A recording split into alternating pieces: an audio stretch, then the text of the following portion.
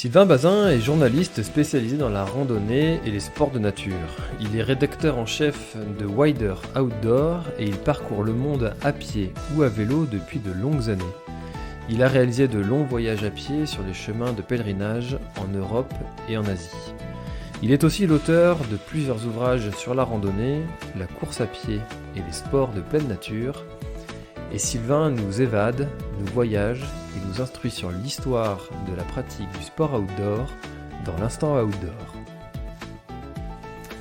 Alors aujourd'hui je suis en compagnie de Sylvain et on va parler un petit peu d'histoire. Comment est-ce que le trail est né? C'est de tous ces sujets-là dont on va parler aujourd'hui. Comment vas-tu Sylvain?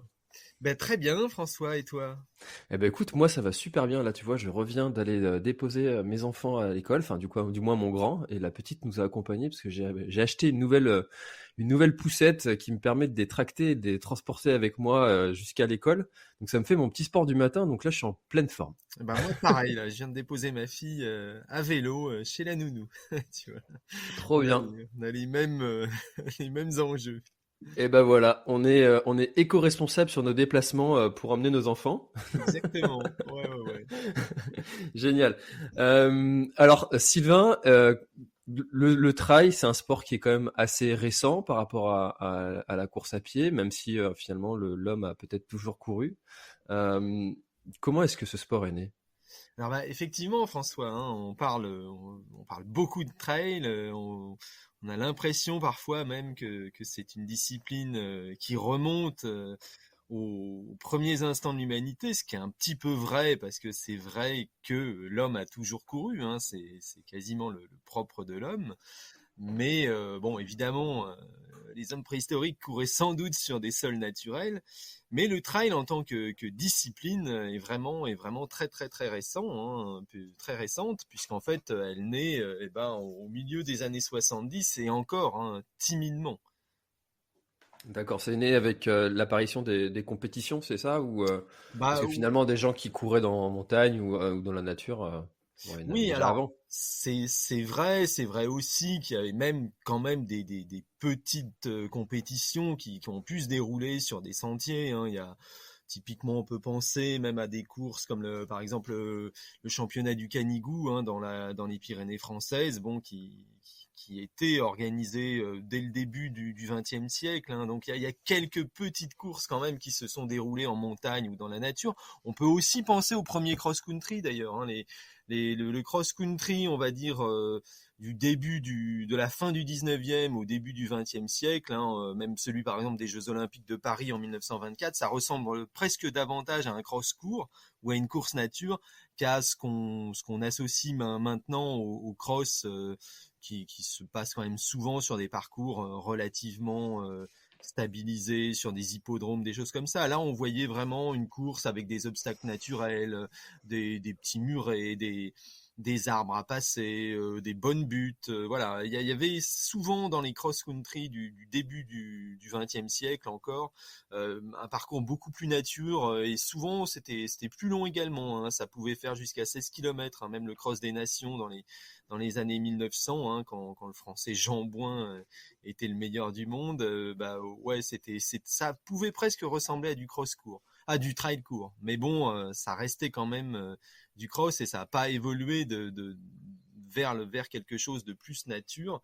Donc c'était peut-être des prémices, mais ça restait quand même très très timide. En fait, effectivement, le trail naît avec le développement de la course hors stade. Hein, donc, on connaît un peu les années, ce qu'on a appelé les années Spiridon à la fin des années 70, début des années 80, le boom du jogging aussi, bon, qui a vraiment permis tout ce développement d'une pratique populaire de la course à pied, hein, donc, qui était plus réservée seulement aux vrais grands sportifs, quasi, enfin, de très bons amateurs ou limite des professionnels. Et donc, c'est à partir de là que le trail a pu un tout petit peu se développer. Hein. Ça reste très, très, très, ouais, très, très embryonnaire dans les années 70. Bon, alors évidemment, hein, on a quelques courses plus anciennes. Hein, la Pikes Peak Marathon, par exemple, hein, qui est organisée dès 1930 aux États-Unis et qui demeure la course hors stade, hein, la plus ancienne organisée annuellement chaque année du coup donc même aux États-Unis et à travers le monde. Hein, et puis bon, elle a même dépassé du coup le marathon de Boston, puisque comme le marathon de Boston qui est plus ancien, 1897, mais a été annulé en 2020, c'est vraiment la course qui a voilà la plus longue histoire, une édition par an depuis 1930. Mais bon, certes, c'est du trail, en tout cas c'est associé au trail maintenant, mais ça reste quand même très très très embryonnaire, jusque dans les années donc 70 avec l'apparition bon du coup du grand fond. Alors en France, c'est vrai qu'on a surtout eu l'apparition du grand fond sur route, hein, avec les 100 km de Millau, avec Millau-Belvès hein, dans les années 70. Et puis quand même quelques pionniers hein, qui ont couru en montagne, mais ça restait quand même réservé à un tout petit nombre d'athlètes. Hein. C'est vrai que la montagne était peut-être davantage le domaine des alpinistes, des randonneurs aussi, et les gens qui s'y aventuraient peut-être en simple short et en basket n'étaient pas forcément très bien vus sur les sentiers au début. Alors voilà, ça reste très embryonnaire. Hein. Bon, bien sûr, la première épreuve qu'on peut vraiment associer à un trail hein, apparaît dans les années 70. Hein. Bon, on pense évidemment au Western State Endurance Race, hein, donc qui est disputé toujours actuellement hein, sur 100 miles. Hein, c'est un des 100 miles les plus connus des États-Unis qui donc a été créé en 1974. Alors bon, pour la petite histoire, c'est une épreuve qui a d'abord été une course dans la course, hein, puisque à la base c'est une course qui est réservée aux chevaux d'endurance. C'est comme ça qu'elle est née. Ouais, ouais, ouais, tout à fait, avec un concurrent hein, qui s'appelait Gordy Hanslag et qui a décidé allez, de prendre part à cette course de chevaux, mais sans cheval et quand même de la terminer dans les temps voulus, c'est-à-dire en moins de 24 heures. Hein. Il a fait 23h45 pour sa première tentative et à partir de 1977 en fait hein, il y a une course indépendante de l'épreuve équestre qui est montée sur pied et c'est vraiment voilà la première course de trail vraiment organisée donc qui reprend à la fois par son parcours, ses conditions de course et sa longueur, hein, 100 miles, et voilà, ça va devenir un peu le standard de l'ultra trail, mais ça reste quand même une épreuve vraiment pionnière. Il n'y a pas énormément de courses de ce genre jusque dans les années, allez, fin des années 80. Faut une dizaine d'années pour qu'il y en ait vraiment d'autres qui se développent à la fois aux États-Unis et un tout petit peu plus tard en Europe. Alors c'est vrai aussi que un peu à la même époque, il y a des pionniers, hein, des gens comme je l'évoquais tout à l'heure, qui courent en montagne et qui se lancent des défis. Hein. Alors on peut parler des deux cousins anglais, hein, Richard et Adrian Crane, qui en 1943 se lancent dans une assez extraordinaire traversée de l'Himalaya en courant. Hein, ils ont relié Darjeeling, donc au pied du Nanga Parbat, en Inde. Et jusque voilà en faisant une grande diagonale à travers l'Himalaya, ils ont terminé de l'autre côté en Inde aussi. Mais voilà, ils ont couru pendant 100 jours hein, avec des cols à plus de 5000 mètres et puis évidemment basket au pied, ce qui était à l'époque vraiment nouveau. Hein. Alors ils vont inspirer aussi hein, d'autres coureurs. Hein. On peut citer mon collègue Bruno Poirier, hein, qui traversera aussi le Népal en 94 et qui va lui organiser les premiers trails en Himalaya hein, sur l'Annapurna Mandala Trail. Après, en France, hein, il commence aussi à y avoir des gens qui se lancent des défis en montagne hein, sur des longues distances. Alors on peut rappeler un peu l'engouement qu'il y a eu sur le record Église de Chamonix Sommet du Mont Blanc, hein, qui appartient maintenant à Kilian Jornet, mais c'est vrai que les premières tentatives, c'est dans les années 80 et surtout en 87, il y a des coureurs qui se répondent un peu, hein, les Suisses, Jacques Berly, Pierre-André Gobet et puis Laurence Mag, le Français, hein, qui fonce un peu dans les descentes. Hein, il descend à plat ventre, sur les fesses, sur un sac poubelle et tout, et bon, il réussit quand même à prendre ce record du sommet aller-retour en courant. Voilà, c'est un peu les prémices. Il y a aussi quand même des gens qui se lancent déjà sur le Tour du Mont Blanc en courant. Hein. Alors Il y a Christian Roussel, par exemple, hein, qui met 21h45 dans ces années-là pour 140 km et 9000 mètres de dénivelé. Et puis, il y a aussi d'autres coureurs qui se lancent sur le GR5, hein, voilà, soit sur la traversée des Alpes, soit même carrément l'intégrale du GR5, hein, depuis Ostende à Nice. Voilà, c'est un peu les tout débuts, donc, mais ça reste quand même vraiment des pionniers. Et il va falloir attendre un petit peu avant que le trail prenne un véritable essor et devienne une vraie discipline de la course à pied. Ouais, parce qu'à cette époque-là, ils avaient plutôt l'impression où pour eux, ils étaient en train de faire un trek rapide, ou une randonnée rapide, et pas vraiment du trail. Alors ils étaient, non, c'était quand même des coureurs, hein, les gens que j'ai évoqués. Alors bon, Laurence Mag avait un profil vraiment très particulier, très montagnard, mais sinon, typiquement, les gens comme Berly, comme Pierre-André Gobet, c'est des gens qui, alors à la fois qui couraient sur route, hein, c'est qui étaient des forts marathoniens. Hein. Gobet, il devait avoir un record à 2h16 au marathon. Et puis en même temps, bon, il y avait quand même, alors oui, c'est vrai que j'ai un peu quand même oublié de l'évoquer, mais à partir de la fin des années 70, début 80, il y avait quand même quelques courses, notamment en Suisse, hein, il y avait un circuit qui s'appelait le circuit Sim qui s'est développé, euh, voilà, où c'était vraiment de la course de montagne, hein, on parlait pas de trail encore, hein, mais bon, typiquement, apparaît dans ces années-là, Sierzinal, et c'était des gens qui brillaient aussi beaucoup sur ce type de course.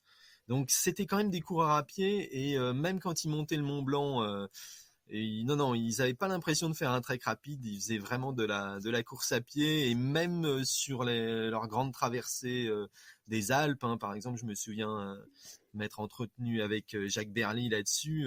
Il était quand même dans un esprit de coureur, hein, de course à pied, mais voilà, c'était des gens qui faisaient du running. Enfin, on n'appelait pas encore ça running, mais qui faisaient de la course à pied, qui le faisaient en montagne. Et effectivement, le mot trail ne leur venait pas à l'esprit. Hein.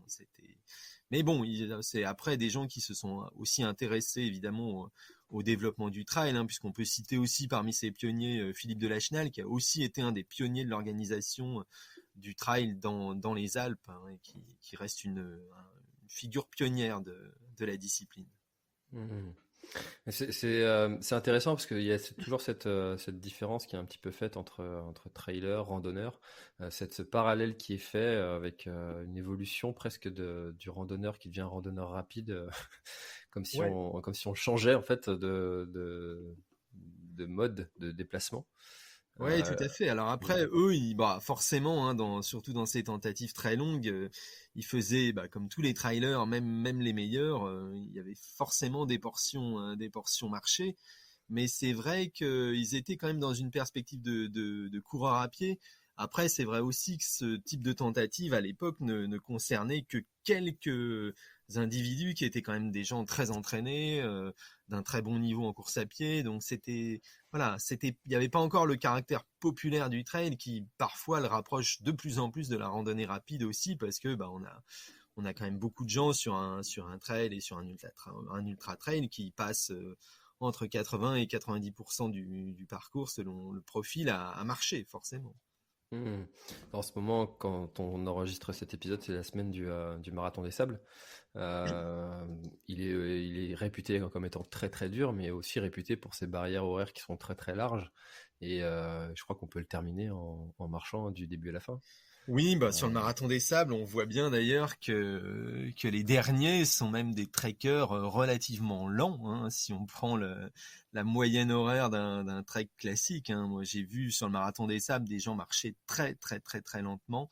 Alors avec les pieds explosés, c'est vrai que les étapes sont quand même beaucoup plus longues que dans un trek classique, hein, qu'on va faire avec une agence ou un guide local, mais c'est vrai que le temps de la vitesse de déplacement n'est pas forcément plus rapide, notamment pour les tout derniers du peloton. Et même, hein, c'est vrai que ça marche beaucoup. Hein. On a un sac qui est lourd, le parcours est quand même relativement difficile et surtout les conditions de chaleur sont extrêmes. Donc sur ce genre d'épreuve, oui, on peut l'associer à un trekking, en tout cas en termes de vitesse, mais hmm. peut-être pas forcément d'engagement physique et mental. Ça reste un petit peu différent. et les gens se projettent aussi dans la compétition. Après, d'ailleurs, c'est intéressant que tu évoques le marathon des sables, puisque lui aussi, ça a été un petit peu quand même dans ces épreuves. Dans ces épreuves pionnières, hein. Alors là, c'est un peu, on va dire, une autre branche de la naissance du trail, hein. Ce sont toutes ces épreuves qui se sont développées dans les années 80, qui ont été influencées, elles, sans doute par les raids motorisés, hein, c'est-à-dire notamment le Paris-Dakar, hein. C'est le français Patrick Bauer, donc le créateur du marathon des sables. Lui, c'est quand même beaucoup inspiré du Dakar pour lancer son marathon des sables, hein. Il l'a créé en 1986, hein, donc après avoir lui-même traversé à pied le Sahara marocain. Et voilà, c'était un petit peu cet esprit Dakar, cet esprit aussi qu'on retrouvera aussi dans le développement des raids multisports, hein, avec le raid gauloise qui naît aussi dans ces années-là, hein. Et puis voilà, c'est aussi toute l'époque du développement des voyages, des clubs med et aussi des autres opérateurs qui développent aussi un tourisme sportif, hein. C'est aussi les grandes années de développement des agences comme Terre d'Aventure. Donc voilà, il y a tout ce type de courses, un peu des courses lointaines, hein, par étapes, mais quand même dans des milieux naturels, souvent en montagne ou dans le désert, qui se développent à partir de ces années-là, hein. Il y a Bon, évidemment, donc le marathon des sables qu'on connaît bien, mais il y avait un organisateur suisse qui s'appelle Gilbert Hirschi qui avait créé aussi dans ces années-là une Coupe du Monde de super marathon. Voilà, c'était des courses un peu de ce type-là, en autosuffisance, avec un sac. Alors, il y en avait une dans le Verdon, il y en avait une quand même déjà autour du Mont Blanc, et puis aussi en Himalaya, en Australie, dans les déserts américains, etc. Mais tout ça restait quand même, dans ces années-là, une discipline très, très confidentielle. Ouais, alors Patrick Bauer que j'ai eu l'occasion d'interviewer, donc si vous l'avez pas entendu cet épisode qui est fascinant, n'hésitez pas à aller le consulter parce que Patrick Bauer nous raconte très bien l'histoire justement de sa course. Et du coup en France, quel est le premier vrai trail comme on l'appelle maintenant? Eh ben, disons que ouais, il y a toutes ces prémices, hein. Il y a des courses donc en France. Bon, alors outre le Canigou, donc dès le début du XXe siècle, il y a eu déjà ouais dans les années 70, par exemple, les crêtes vosgiennes, bon, qui se sont bien implantées. Il y avait comme ça des marathons de montagne, hein, qui se sont un petit peu inscrits dans le paysage de la course à pied populaire qui était en plein développement à cette époque-là.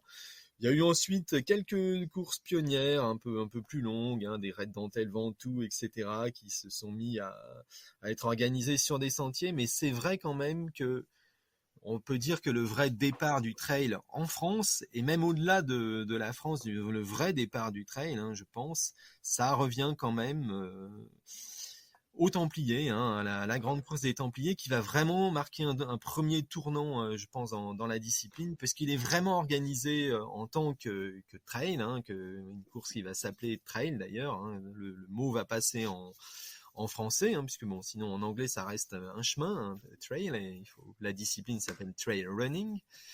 Mais en France, voilà, c'est les Templiers qui vont vraiment prendre ce nom de trail et voilà, connaître aussi un succès, une popularité beaucoup plus importante que les courses qui ont été organisées avant. Bon, peut-être à l'exception de la 6000D qui avait déjà aussi sa place dans le calendrier, mais qui restait quand même organisée davantage dans l'esprit des marathons de montagne qu'on pouvait trouver en Suisse. C'était avec beaucoup de ravitaillement, avec d'ailleurs des coureurs venus de la route, hein, qui l'emportaient.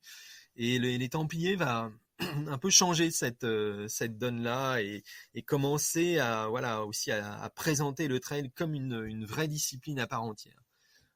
Typiquement, je peux citer Gilles Bertrand, hein, donc l'organisateur, hein, qui était également le rédacteur en chef et le créateur de la revue VO2 Magazine, hein.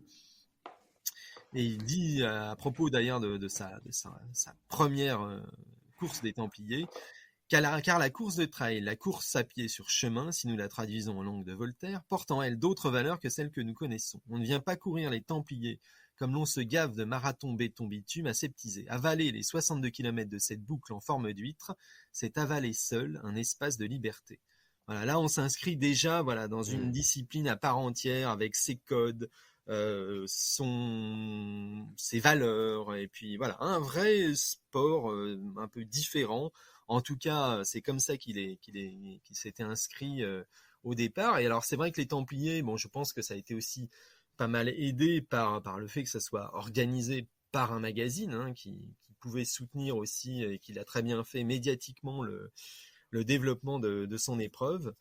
Et voilà, les Templiers ont eu un vrai retentissement et très très vite, il y a eu d'autres courses de ce type qui ont été organisées, un premier circuit Adidas, enfin voilà, il y a eu très très vite en France un engouement et qui a vraiment touché ensuite assez rapidement les pays voisins, l'Espagne, l'Italie. Et voilà, c'est le trail était vraiment lancé en Europe. Aux États-Unis, je pense qu'il y a eu aussi voilà, un écho du succès des Templiers, même si c'est vrai qu'il y a eu un développement aussi un peu parallèle hein, avec typiquement les Western States, le Leadville Trail qui ont pris de l'ampleur aussi dans ces années-là. Alors une ampleur tout à fait relative quand même en termes de nombre de participants. Là, les Templiers, ça a tout de suite été quand même du plus de 2000, plus de 3000, voilà, avec des nouvelles courses qui se sont venues s'agréger sur la grande course des Templiers. Aux États-Unis, ça a resté quand même des pelotons assez peu fournis, hein, assez confidentiels. Hmm. Et quand on pense trail maintenant, quand on parle de trail à quelqu'un qui n'est pas forcément dans la discipline, l'épreuve qu'il va connaître bien souvent, ça va être l'UTMB. L'UTMB Ouais, bah, arrive comme étant l'épreuve phare en fait, même mondiale du trail.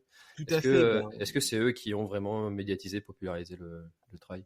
je pense que ouais, il y a eu à mon sens, il y a eu bon en 95 avec l'apparition des Templiers un premier engouement hein, qui a fait connaître le trail à beaucoup de coureurs à pied. Hein. Ça restait quand même un sport vraiment de gens qui pratiquaient souvent déjà la course à pied. Ça restait quand même un phénomène quand même davantage centré sur la France. Et puis c'est vrai que la discipline va passer vraiment un nouveau cap à partir de 2003 et la première édition de l'Ultra Trail du Mont Blanc qui va vraiment frapper les esprits. Hein. Bon, il y a eu aussi le contexte de cette première édition hein, où il y a eu 600 engagés quand même, hein, donc déjà un très beau succès populaire à ce moment-là par rapport à la discipline à l'époque. Et puis seuls 67 concurrents qui parviennent à boucler l'épreuve dans des conditions météo très difficiles. Donc ça frappe les esprits. Là aussi, il y a eu quand même de la presse spécialisée qui en a beaucoup parlé. Et très vite, la légende de l'UTMB est lancée. Et puis, voilà, il y a toute la force aussi de courir à Chamonix, autour du Mont Blanc, dans un lieu qui est déjà mythique pour les randonneurs, pour les alpinistes, et qui va devenir aussi évidemment la capitale mondiale du trail. Hein.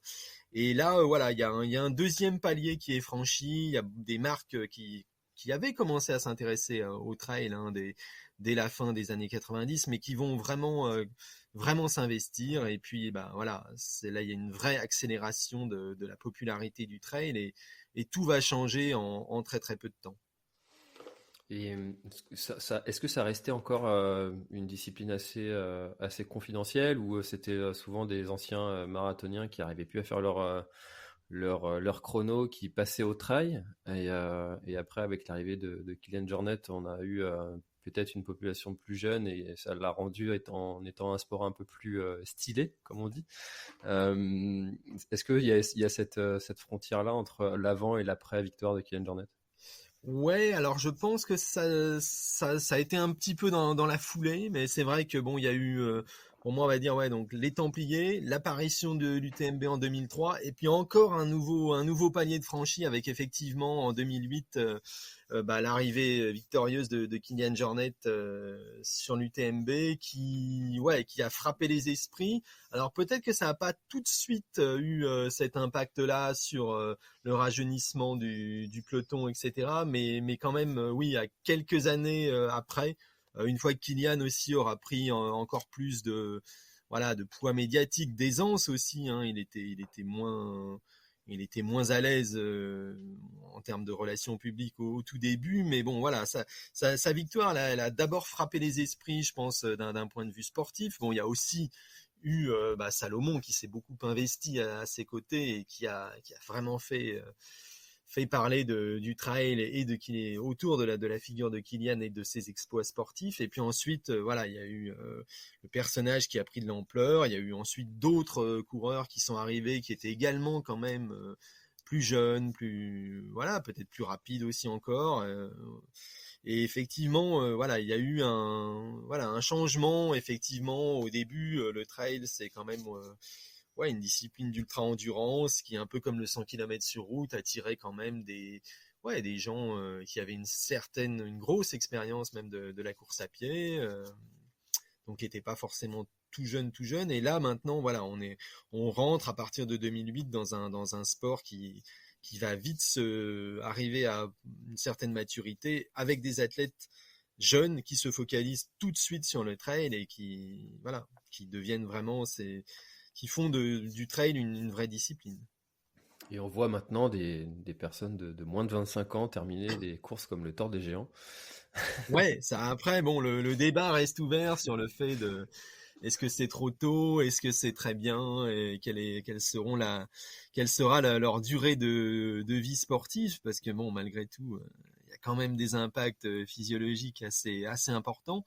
Mais bon, cela dit, c'est vrai que c'est beaucoup plus courant de terminer ce type d'épreuve et de voir aussi des gens briller jeunes, hein. Alors là, ça surprend même plus du tout plus personne, que ce soit des gens de moins de 30 ans qui gagnent par exemple des trails de 80 km, mais c'est vrai qu'au départ, c'était pas forcément dans l'idée même de la discipline, à part peut-être, bon, aux États-Unis, c'était un petit peu différent, mais quand même.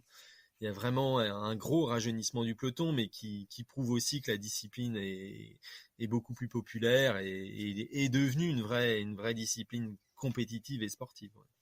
Et du coup, avec ça arrive aussi la structuration d'un organisme qui s'appelle l'ITRA et qui a commencé à aussi établir quelques règles communes à la discipline. Oui, tout à fait. C'est vrai que d'une discipline confidentielle, émergente, on arrive déjà vers un sport, et forcément, qui dit sport de compétition, dit souvent une volonté de structuration. Alors c'est vrai que la création de l'ITRA, et de son classement aussi, hein, avec cette cote déterminée, de ces indices de performance qui permettent aussi plus ou moins de se situer dans une hiérarchie mondiale, hein, un peu comme l'ATP en tennis. Ça structure déjà un sport, hein, à l'échelle mondiale. Alors c'est vrai qu'il y avait eu des embryons, hein, très très vite, hein, les premiers challenges Adidas à la fin des années 90, ensuite le Tri Tour national, et mais bon, qui sont vite un peu tombés en désuétude, hein. Mais c'est vrai que il y a une volonté de structuration. Pour l'instant, c'est pas encore une fédération internationale, hein. C'est bon, l'ITRA a des accords avec World Athletics, hein, la fédération internationale d'athlétisme. C'est pas encore un sport totalement structuré en fédération internationale, mais ça commence à y ressembler, même si peut-être que l'ITRA, c'est encore un peu fluctuant. Il y a aussi peut-être des concurrents un peu. Il y a aussi cette volonté de créer des challenges internationaux et des titres de champion du monde. Bon, il y a le championnat du monde qui est organisé par l'IAU, hein, qui est missionné par également la Fédération internationale d'athlétisme, World Athletics, mais qui a du mal quand même à prendre vraiment sa place, hein. Bon, on connaît les champions du monde, mais ça reste finalement moins attendu dans la discipline que typiquement l'UTMB.